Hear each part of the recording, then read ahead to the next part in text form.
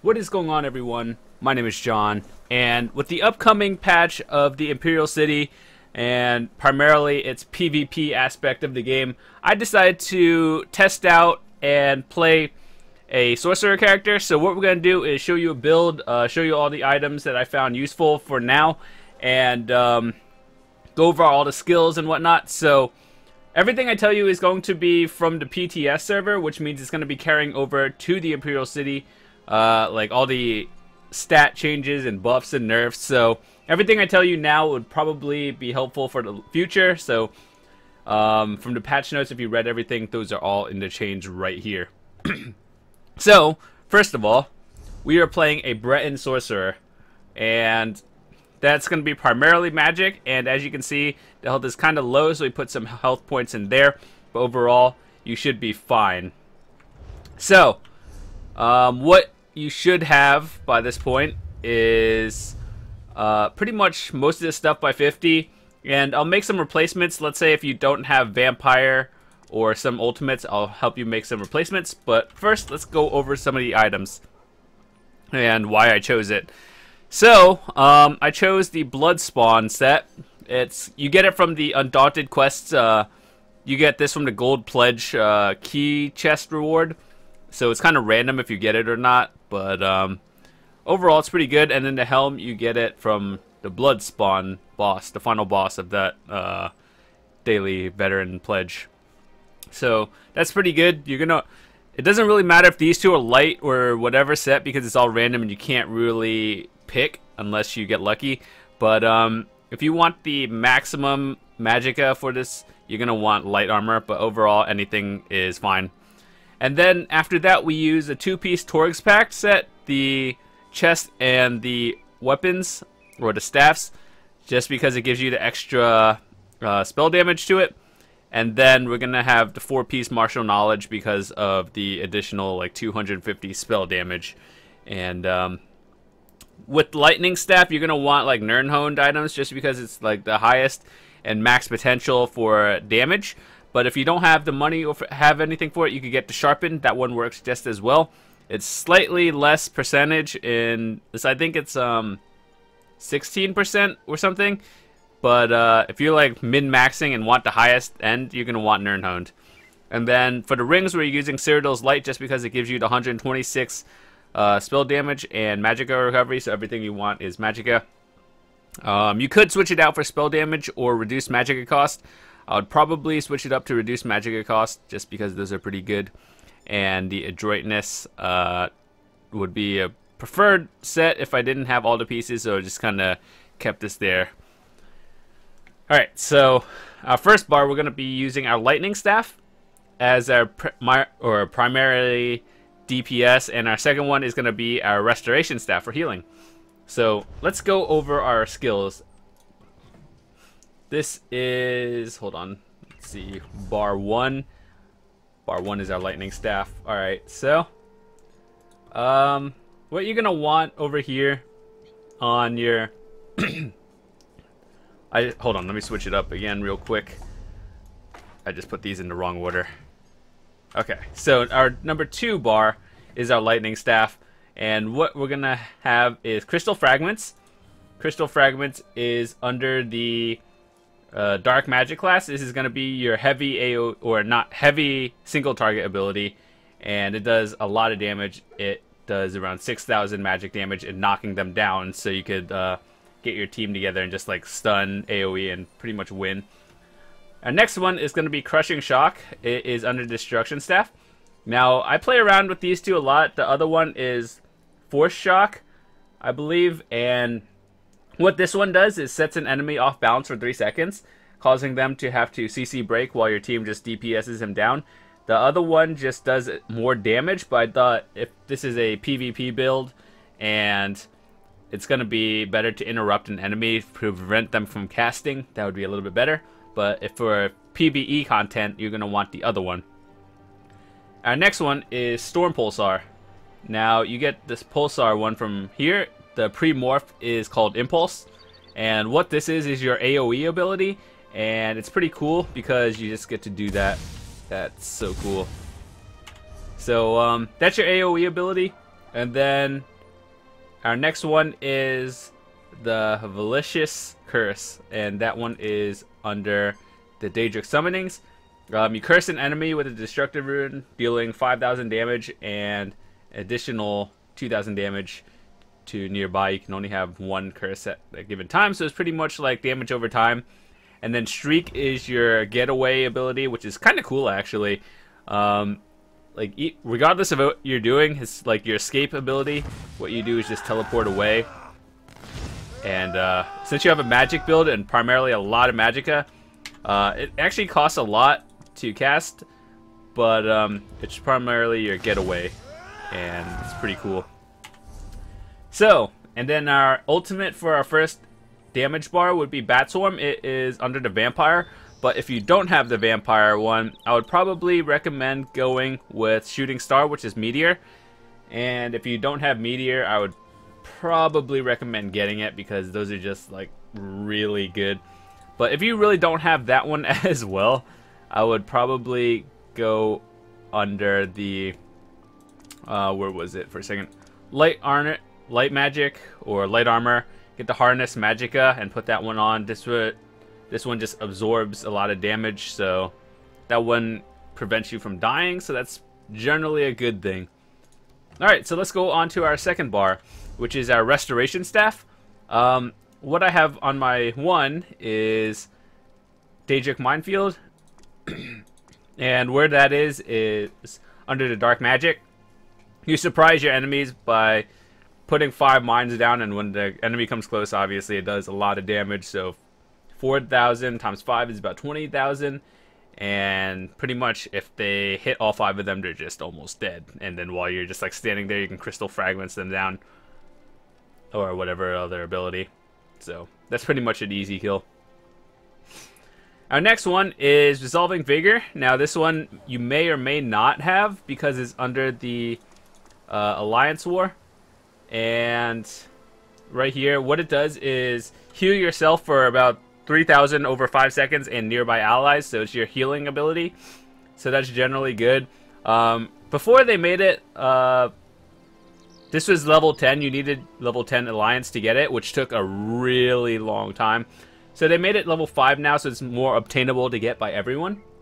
So that's always good. And it might cost a little bit of stamina, but it's worth it just because this is PvP. If you don't have it, I would highly recommend switching this out for one of these, probably Regeneration or Grand Healing. And then our third one, since we're here, we have Healing Ward. What that does is make a bar or like make a healing right here for you. It's just a general shield. You should have that let's try that again. You should have that up at all times during PvP, just because you're kind of squishy as a character, so you're going to want to have shields up at all times just to be almost unkillable. So that's generally a good thing. Next is Hardened Ward, and where is that? It is under Daedric Summonings. Conjures a globe of Daedric energy to protect you and your summoned creatures. Now we don't use summoned creatures, but just a shield to protect you is good. Stacking shields up at all times is generally a good thing. This is why this is our heal and shield bar. So you're going to have a lot of extra shields up. Pretty much you will be unkillable as long as your shields are up at all times. So it's like 4, 3. So you see how they stack, you have double shields up. You're pretty much unkillable as long as they have it up. But you have to, the downside is you have to cast it like every 4 seconds or so. Which is kind of annoying, but if you don't want to die, you're going to have to do that. And then, of course, our final bar is Shriek, just to get away. We have that on both bars. It's very important. Usually in PvP, what this thing does is lets you get away, but if you cast it again, it costs 4 magic, like within 4 seconds. So generally you want to space out your timing between casts, but if you're like really in a bad situation, you're just going to keep casting it. But if this is a PvE situation, you just like try to count to 4 and then cast again. So with that said, that is the wind abilities, and our second bar is Meteor, obviously, and that's generally a good thing. So what you want to do, let's say if you were to min-max everything, you could put health on your helmet, chest, and legs. Those are the most, the highest potential ones, the heavy stat bonuses that you would get. Like, these are the light ones that won't give you that much. But if you want more health and you find yourself dying a lot, stacked health on everything, or primarily these head, chest, and legs. But if you really need the health and you're not, like, you're still a beginner to this, I would just recommend putting health on all of them, just so you have a little bit more health. You could always switch up the attributes. It doesn't really matter that much, but if they're like a really good player and you mastered it, I would just put everything in magic. If you're like an intermediate player and you still need a little bit of help, I would do a little mix of magic and health. Obviously, primarily magic, because that you're using magic, and health generally just to survive. Once again, let's go over all the skills. We chose Breton because you increase your max magicka by 10% and your spell resistance by almost 4,000, so survivability is pretty good. And reduces the magicka cost of all spells by 3%, and increased experience gained by light armor, so we're pretty much stacked on 7 pieces of light armor. So that's pretty good. I understand not everyone is going to have Alliance War stuff just because you might be just beginning it. But important things you should be considering are caltrops, which you want to do. Razor caltrops, resolving vigor. Rapid maneuver is just for moving, but like it helps you if you just like want to set it on a bar and replace it. You would want to have retreating maneuver just because it lets you be immune to snares and immobilizations. So those are pretty good. And then those are the 3 primary ones you should get. Obviously, max out all your passives and everything over here. So, oh yeah, I forgot to put it in. But overall, that's what you should be getting. You only really need 2 skills in your destruction staff, and everything else is either primarily on your all 3 main bars or 3 classes. So hopefully you learned something. How you should use this in action is pretty much keep up your 1 bar at all times, and then except when you get into like a group of enemies and you just keep streaking out. And then let's say you were to, which is kind of annoying, but this is how it works. You pretty much like impulse an enemy, and yeah.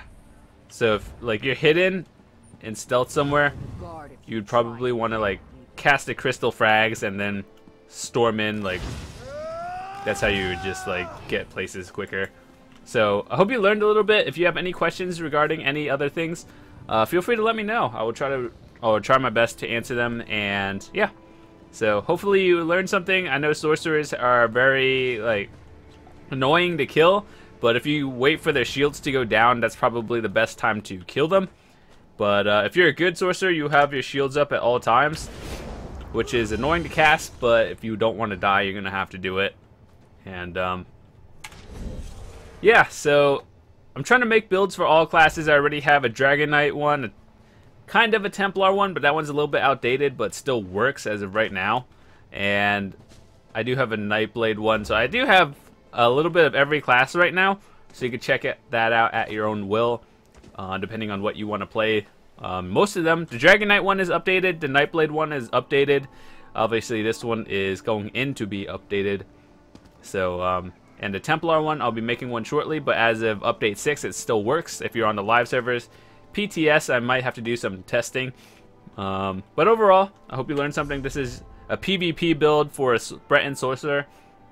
And it does a lot of damage, but the only downside is you don't have that much life, so make sure to have your shields up at all times. And streak away. That's actually one of the coolest abilities. Why I wanted to make a Sorcerer in the first place, just so I could do that. But overall, this should be a very solid DPS character and healer. Make sure to have your shields, and you should be fine. So, with that said, the only thing you should really worry about is seeing how much health you actually need, like depending on the type of player you are, if you're good at it or if you're not. You're gonna have to adjust that at your own will. And obviously, if you don't have the 2-piece Undaunted shoulders and helmet, you're gonna want probably more Torgs packed items, just because it gives you a little bit more health and resistances. Also, these are easy to craft. Like literally anyone can craft them for you. You just have to like have the materials for it. So it's one of the beginner's things. It's just good because it gives a lot of spell damage and all the set effects are pretty solid. So thanks for watching. I'll see you guys later. If you are new to the channel, feel free to subscribe for more ESO videos, and if you would like to see more guides, you can check the link in the description, or you can click the annotation at the bottom left of the screen to get to the playlist, and it has a lot of beginner's guides, more build videos, and pretty much everything. So check that out at your own will. I'll see you guys later.